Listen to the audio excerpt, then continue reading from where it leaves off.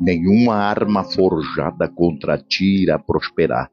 Eles forjaram uma arma com falsa testemunha, eles forjaram armas com falsas provas, eles forjaram coisas acerca de ti, eles levantaram até mesmo decretos contra ti, mas nada disto irá parar você, nada disto vai atingir você. Eles levantaram decretos para que Daniel não mais adorasse seu Deus, o meteram na cova dos leões, mas lá estava Deus na cova dos leões. Lá Deus livrou a Daniel. Lá Deus, então deixa eu dizer para você, nenhuma arma forjada contra ti prosperará.